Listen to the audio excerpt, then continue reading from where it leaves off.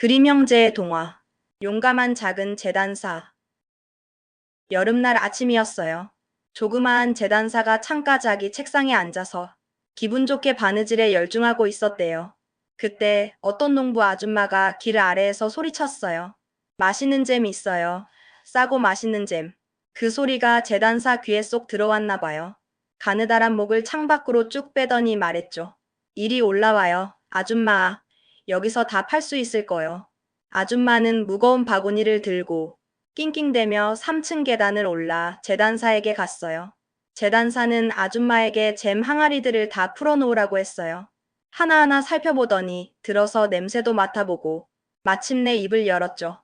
잼이 꽤 괜찮아 보이네. 4온스만 달아줘요, 아줌마. 14파운드가 조금 넘어도 괜찮고. 아줌마는 좋은 거래를 기대했는데 재단사가 조금만 사겠다고 하니까 몹시 화가 나서 투덜거리며 떠났어요. 자, 부디 이 잼이 나에게 복을 가져다 주고 건강과 힘을 주길 하고 재단사가 외쳤어요. 그리고 찬장에서 빵을 꺼내 큼지막하게 한 조각을 잘라 잼을 듬뿍 발랐어요. 이건 분명 꿀맛일 거야. 혼잣말을 하고는 덧붙였죠. 하지만 잠깐, 잼 먹기 전에 조끼부터 끝내야지. 빵은 옆에 두고 다시 바느질을 시작했어요.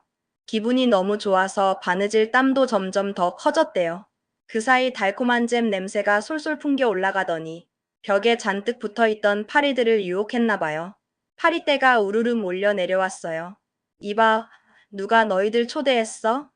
재단사가 소리치며 반갑지 않은 손님들을 쫓아냈지만 파리들은 꿈쩍도 안 하고 더 많이 몰려왔어요. 결국 재단사는 참을성을 잃고 작업대 밑 구멍에서 천 조각을 꺼내 말했어요. 가만 안 두겠어. 딱 기다려. 그러고는 파리들을 향해 인정사정 없이 냅다 휘둘렀어요.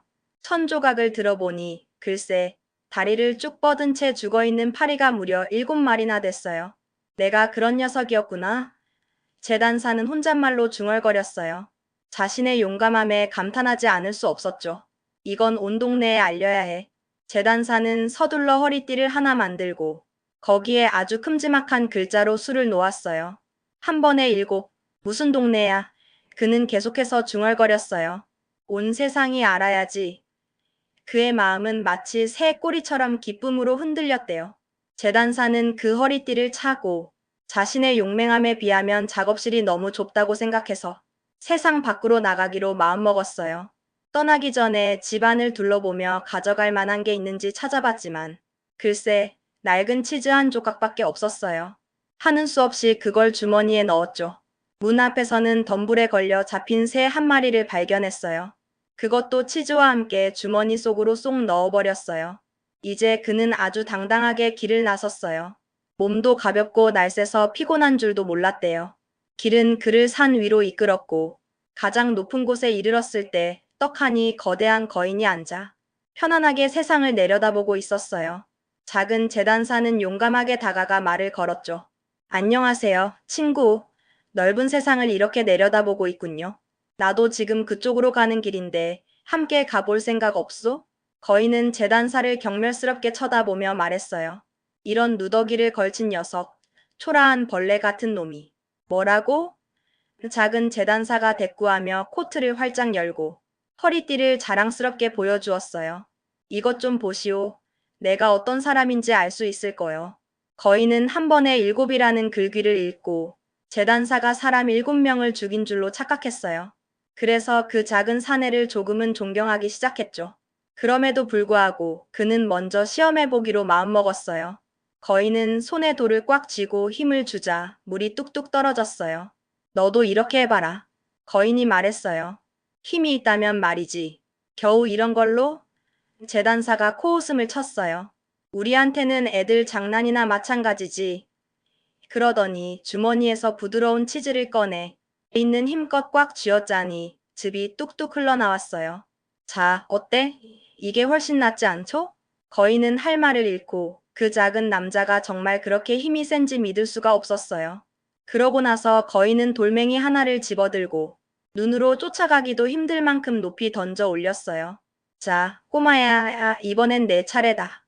던지기는 꽤 잘하네. 재단사가 칭찬했어요. 하지만 결국 그 돌은 땅으로 다시 떨어지잖아. 나는 절대로 돌아오지 않을 것을 던져 보이겠소. 그리고는 주머니에서 새를 꺼내 하늘로 훨훨 날려보냈어요. 자유를 얻은 새는 기뻐하며 하늘 높이 날아올라 저 멀리 사라져 버렸어요. 어때, 내 솜씨? 재단사가 거만하게 물었어요. 자네, 꽤 던질 줄 아는군. 거인이 인정했어요. 하지만 이제 제대로 무언가를 들 수 있는지 한번 볼까? 그러고는 재단사를 큰 참나무가 쓰러져 있는 곳으로 데려가 말했어요. 힘이 있다면 나와 함께 이 나무를 숲 밖으로 옮겨보게. 좋아. 작은 사내가 자신 있게 대답했어요. 그대는 줄기를 어깨에 메시오. 나는 가지와 장가지를 들겠소. 결국 그게 더 무겁지 않겠소? 거인은 묵묵히 줄기를 어깨에 올렸고 재단사는 재빨리 가지 위로 올라탔어요. 거인은 뒤를 돌아볼 수 없었기 때문에 나무와 함께 재단사까지 짊어지고 낑낑대며 가야 했어요. 그 뒤에서 재단사는 즐겁고 행복하게 휘파람을 불며 노래를 불렀어요. 새 재단사, 문을 나섰네. 마치 나무를 나르는 일이 어린아이 장난인 것처럼 말이에요. 거인은 무거운 짐을 한참 동안 끌고 가다 더 이상은 못 가겠다고 소리쳤어요.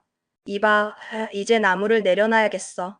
그러자 재단사는 재빠르게 뛰어내려 두 팔로 나무를 번쩍 들어 올리며 마치 자기가 나무를 메고 있던 것처럼 뽐냈어요. 이렇게 덩치가 큰 녀석이 나무 하나 제대로 못 들다니. 재단사가 거인을 얕잡아 봤어요. 그들은 다시 함께 길을 나섰어요. 길을 가다 체리나무를 발견했고 거인은 가장 잘 익은 열매가 달린 꼭대기 가지를 꺾어 재단사에게 내밀며 말했어요. 자, 먹어라. 하지만 작은 재단사는 너무 약해서 가지를 붙잡고 있을 수가 없었어요. 거인이 손을 놓자 나뭇가지가 다시 튕겨 올라가면서 재단사는 공중으로 붕 떠올랐어요. 다행히 다치지 않고 땅에 툭 떨어지자 거인이 물었어요. 이게 대체 무슨 일이냐? 그깟 약한 가지 하나 제대로 붙잡고 있지도 못하다니. 힘이 부족한 게 아니오. 재단사가 허세를 부렸어요.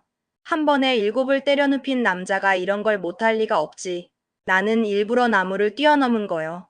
사냥꾼들이 저 덤불 속에서 총을 쏘고 있길래 피한 거지. 당신도 내가 한 것처럼 뛰어넘어 보시오. 할 수 있다면 말이지.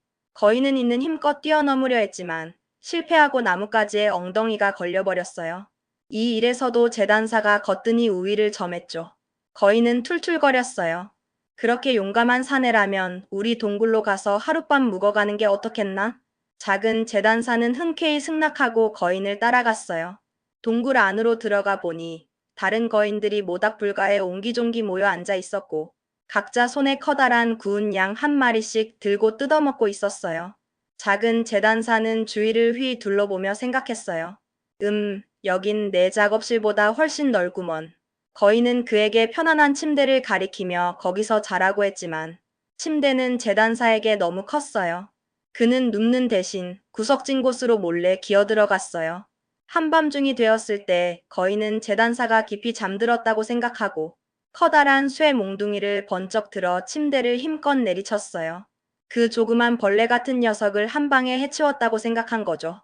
다음 날 새벽, 거인들은 숲으로 사냥을 나갔고 재단사에 대해서는 완전히 잊어버렸어요. 그런데 갑자기 재단사가 멀쩡하게 걸어 나오는 게 아니겠어요? 그것도 아주 즐겁고 당당한 모습으로 말이에요. 거인들은 깜짝 놀라 엉덩방아를 찍었어요. 재단사가 자신들을 모조리 죽일까봐 너무나 두려웠던 나머지 있는 힘껏 도망쳤대요. 작은 재단사는 계속해서 걸어갔고 그의 뾰족한 코가 이끄는 대로 나아갔어요. 오랜 시간을 걸은 끝에 그는 어느덧 웅장한 왕궁의 뜰에 도착했고 너무 피곤해서 풀밭에 벌렁 누워 잠이 들었어요. 그가 세상 모르고 잠이 든 동안 사람들이 하나둘 모여들어 사방에서 그를 구경했고 그의 허리띠에 쓰인 글귀를 읽고는 깜짝 놀랐어요. 한 번에 7, 세상에 사람들이 수군거렸어요.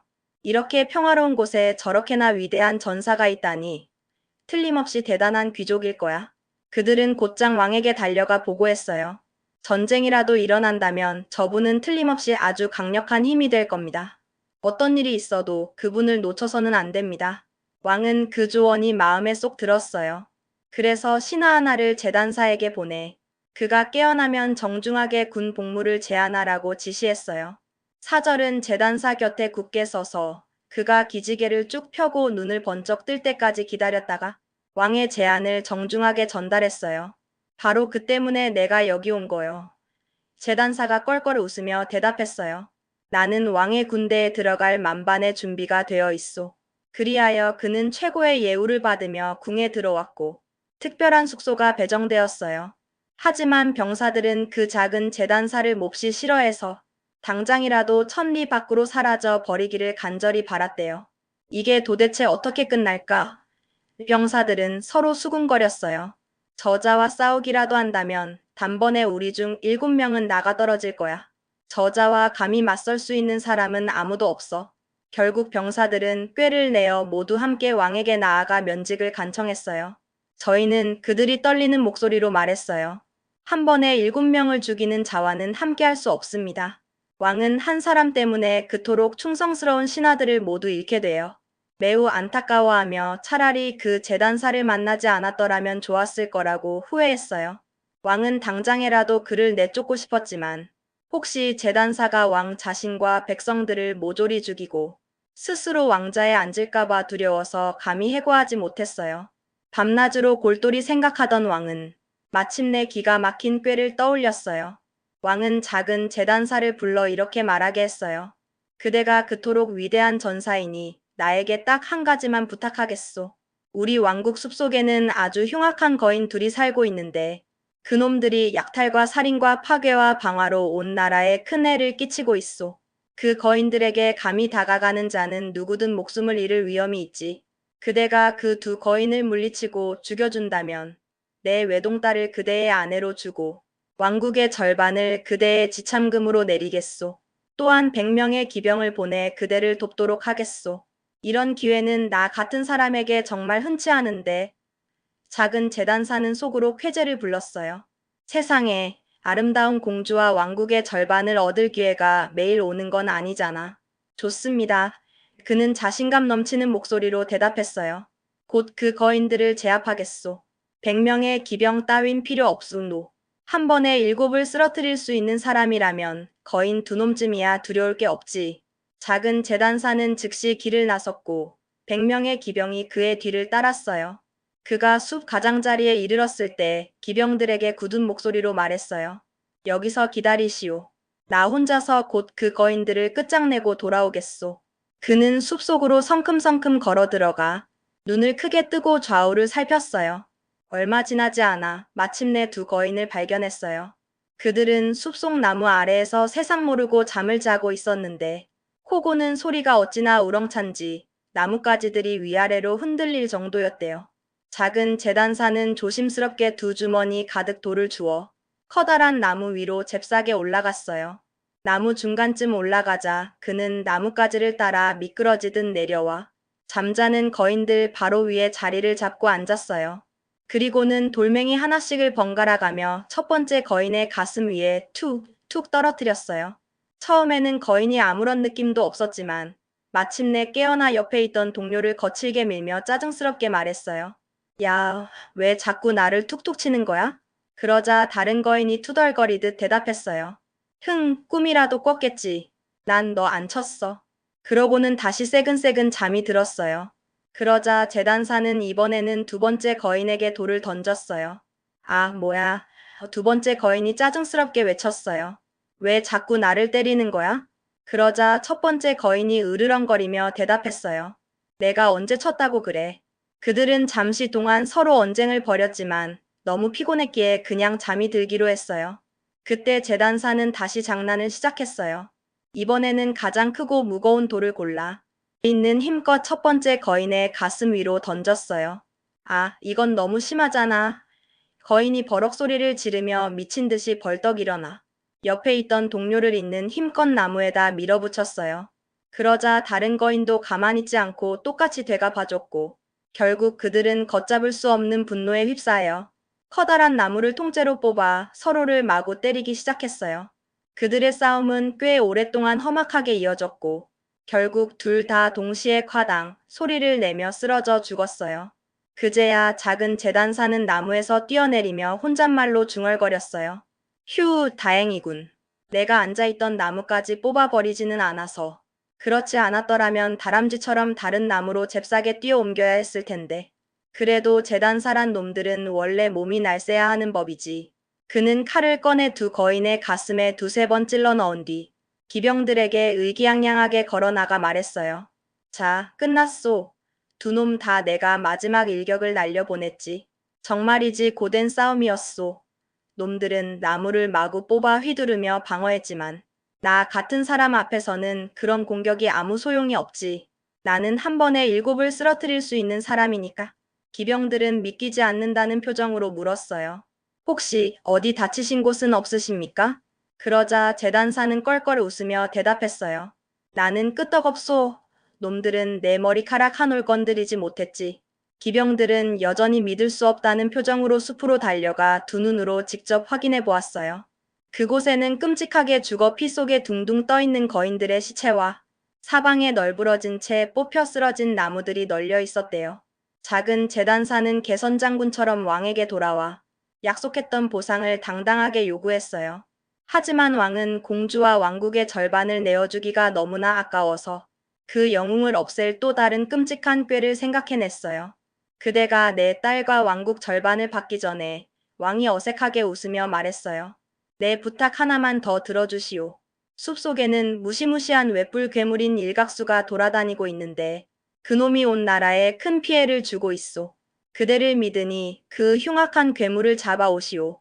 그러자 재단사는 조금도 망설이지 않고 대답했어요. 거인 둘보다 일각수 하나가 더 무서울 것 같소? 한 번에 일곱을 쓰러뜨리는 게 바로 내 특기요.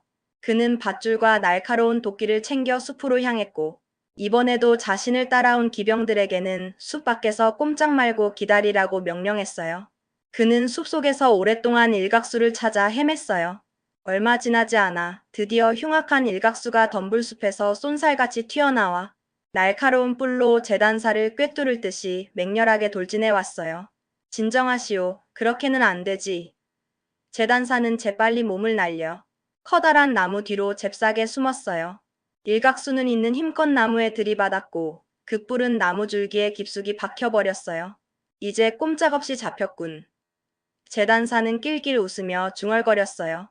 그러고는 나무 뒤에서 슬그머니 나와 밧줄을 잽싸게 일각수의 목에 휙 걸고 도끼로 나무에서 뿔을 잘라냈어요. 모든 준비를 완벽하게 마친 뒤 그는 밧줄로 꽁꽁 묶은 그 흉악한 짐승을 이끌고 개선장군처럼 당당하게 왕에게 돌아갔어요. 하지만 욕심 많은 왕은 여전히 약속했던 보상을 주지 않고 황당무계한 세 번째 요구를 뻔뻔스럽게 해왔어요. 결혼식을 올리기 전에 재단사가 숲속에 사는 흉포한 멧돼지를 잡아와야 한다는 것이었어요.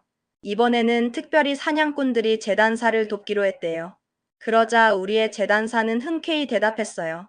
좋토, 멧돼지 잡는 것쯤이야 어린아이 장난과 같지. 하지만 재단사는 약속과는 달리 사냥꾼들과 함께 숲에 들어가지 않았어요. 사실 사냥꾼들도 재단사와 함께 숲에 들어가는 것을 꺼렸어요. 그 멧돼지에게 이미 여러 번 공격을 받아 혼쭐이 났기 때문에 더 이상은 멧돼지가 무서워 숲에 들어갈 엄두가 나지 않았던 것이었어요.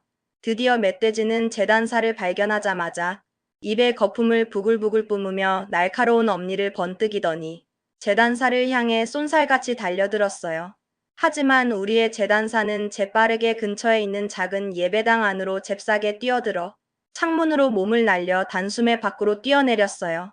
멧돼지는 씩씩거리며 그를 쫓아 예배당 안으로 쏜살같이 들어왔고 재단사는 재빨리 바깥으로 빙 돌아 예배당 문을 굳게 닫아 잠가 버렸어요.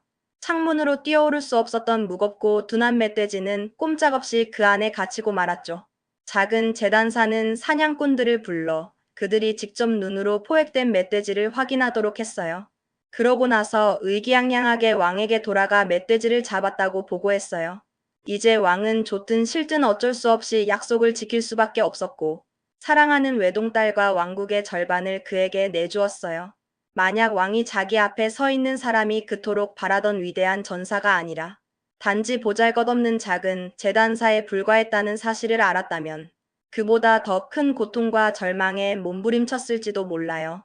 결혼식은 온 나라의 축복 속에 성대하게 치러졌지만 진정한 기쁨을 느끼는 사람은 별로 없었고 재단사는 마침내 왕이 되었대요. 얼마 후 젊은 왕비는 남편이 깊은 밤 잠결에 웅얼거리는 소리를 듣게 되었어요. 이봐, 조끼를 어서 만들어라. 바지에 헝겊을 덧대라고. 그렇지 않으면 당장 자로 내 귀를 힘껏 후려치겠다. 그제야 왕비는 남편이 대체 어떤 신분 출신인지 알아차렸어요. 다음 날 아침, 왕비는 슬픔에 잠긴 얼굴로 아버지에게 억울함을 호소하며 단지 재단사에 불과한 남편을 제발 없애달라고 간청했어요. 그러자 왕은 딸을 부드럽게 달래며 은밀하게 말했어요. 오늘 밤, 내 침실 문을 활짝 열어두어라.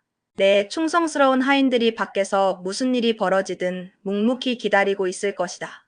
내 남편이 깊이 잠들면 하인들이 안으로 몰래 들어가 그를 꽁꽁 묶어 배에 실어 아무도 살지 않는 아주 먼 바다로 내쫓아 버릴 것이다. 왕비는 아버지의 말에 만족하며 기뻐했어요. 하지만 왕의 시종장이 그 모든 음모를 엿듣고 젊은 왕에게 몰래 그 사실을 알려주었어요. 그러자 작은 재단사는 걱정 말라는 듯 미소를 지으며 말했어요. 그 일이라면 내가 알아서 처리할 수 있소. 그날 밤, 그는 평소와 다름없이 아내와 다정하게 잠자리에 들었어요. 왕비는 남편이 깊이 잠든 것을 확인하고 조용히 일어나 문을 활짝 열어 젖히고 다시 제자리로 돌아와 누웠어요. 그때 재단사는 잠든 척하면서 맑고 우렁찬 목소리로 갑자기 외쳤어요.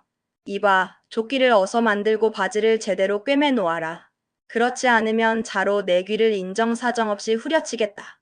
나는 한 번에 7을 때려 눕혔고 무시무시한 거인 둘을 죽였으며 흉악한 일각수를 사로잡아 왔고 멧돼지를 생포하기까지 했다.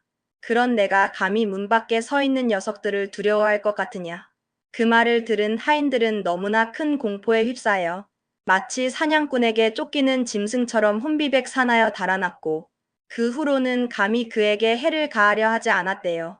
그리하여 작은 재단사는 훌륭한 왕이 되었고 그는 평생 동안 백성들을 사랑하며 행복하게 통치하다 생을 마감했대요.